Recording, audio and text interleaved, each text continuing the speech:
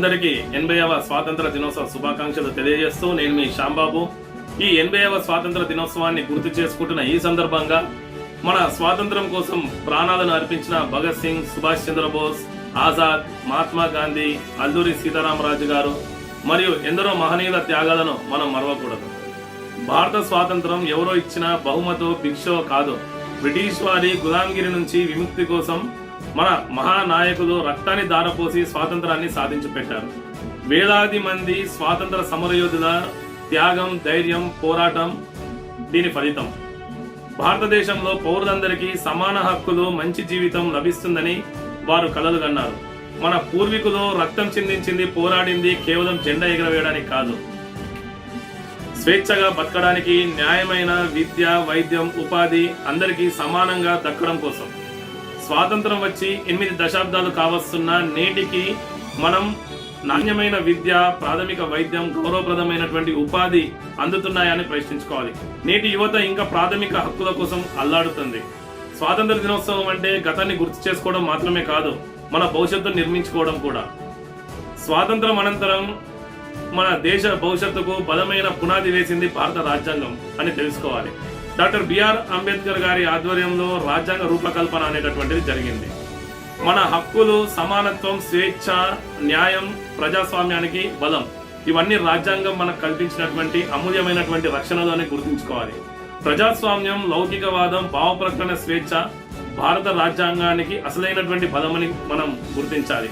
భిన్న భాషలు, భిన్న సంస్కృతులు, భిన్న విశ్వాసాలు అయినప్పటికీ మన అందరిది కూడా ఒకే భారతదేశం. లౌకికత్వం, సమానత్వం, భిన్నత్వంలో ఏకత్వం, సౌభ్రాతృత్వం మన ప్రజాస్వామ్యానికి ప్రాణమని గ్రహించాలి. ప్రజాస్వామ్యంలో ప్రశ్నించడం అనేటటువంటిది నేరం కాదు. ఎన్ని వైరుధ్యాలు ఉన్నప్పటికీ అది మన హక్కు అని మనం గుర్తించాలి. ప్రభుత్వం ప్రజల కోసం పనిచేస్తుంది. ప్రజల సమస్యలపై ప్రశ్నించడం, హక్కులను డిమాండ్ చేయడం, అన్యాయాన్ని వ్యతిరేకించడం ఇవే ప్రజాస్వామ్యానికి బలమని గుర్తించాలి. ప్రభుత్వ లోపాలను ప్రశ్నించడం అంటే దేశద్రోహం కాదు. ప్రశ్నించే గొంతుకలను జైలు పాలు చేయడం ప్రజాస్వామ్యానికి ప్రమాదమని ఈ ప్రభుత్వాలు గుర్తించేటట్టు చేయాలి. బలమైన ప్రతిపక్షం, ప్రశ్నించేటటువంటి పౌరులే ఈ దేశానికి రక్షణ అని గుర్తించాలి. ఏ ప్రభుత్వమైనా ప్రజలకు జవాబుదారీగా ఉండాలి. ప్రభుత్వాలు ఎందుకు బాధ్యతగా పనిచేయడం లేదు అని మనం ఆలోచన చేయాలి. ఎందుకంటే మనం ఇంకా కులాల, మతాల పేరుతో విడిపోతున్నాం. ప్రజా సమస్యలైన విద్యా, వైద్యం, ఉపాధిని ప్రశ్నించకుండా కేవలం కుల మతాల ఉచ్చులో మనం పడి అసలు సమస్యలను పక్కదారి పట్టిస్తున్నాం. ఏ ప్రభుత్వమైనా ప్రజలకు సమాధానం చెప్పాల్సిందే. నాణ్యమైన విద్య, అందరికీ ఆరోగ్య సేవలు, యువతకు ఉపాధి అవకాశాలు కల్పిస్తున్నారా అని ప్రశ్నించే హక్కు ప్రతి పౌరుడికి ఉంది. ఇవి అభివృద్ధి చెందుతున్నటువంటి భారతదేశానికి అత్యంత ముఖ్యమైనటువంటి లక్ష్యాలు. అవి అందకపోతే అడిగి తీసుకోవడం కాదు, పోరాడి సాధించుకోవాలి అనేటటువంటిది గ్రహించాలి.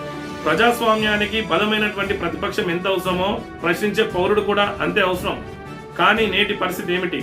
దేశాన్ని దోచుకునే నాయకులు, అధికారులు, వ్యాపారవేత్తలు హాయిగా బయట తిరుగుతుంటే అక్షరాస్యత లేక, హక్కులు తెలియక వేలాది మంది పేదలు జైళ్లలో మగ్గుతున్నారు. అంతకంటే దారుణం, ప్రభుత్వ వైఫల్యాలను ప్రశ్నిస్తే వారిపై అర్బన్ నక్సలైట్ లేదా యాంటీ నేషనల్ అని ముద్ర వేసి జైళ్లలో పెడుతున్నారు. దేశభక్తి అంటే ఏమిటి అసలు? అయితే నేడు ఒక ప్రశ్న మనకి, యువతకి, దేశ ప్రజలకు ముందుంది. ప్రభుత్వాన్ని ప్రశ్నిస్తే మనం దేశద్రోహులమా? దేశాన్ని విమర్శిస్తున్నామా? లేక దేశాన్ని మరింత మెరుగ్గా చేయాలనే బాధ్యత ప్రశ్నిస్తున్నామా? ఈ వైఖరి మారాలి.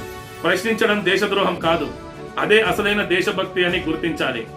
దేశాన్ని ప్రశ్నించడం అంటే ప్రభుత్వాన్ని ప్రశ్నించకుండా ఉండటం కాదు, ప్రజల హక్కుల కోసం నిలబడటం, రాజ్యాంగాన్ని కాపాడటం, అన్యాయాన్ని ప్రశ్నించడం ఇదే అసలైన నిజమైన దేశభక్తి అని గుర్తించాలి.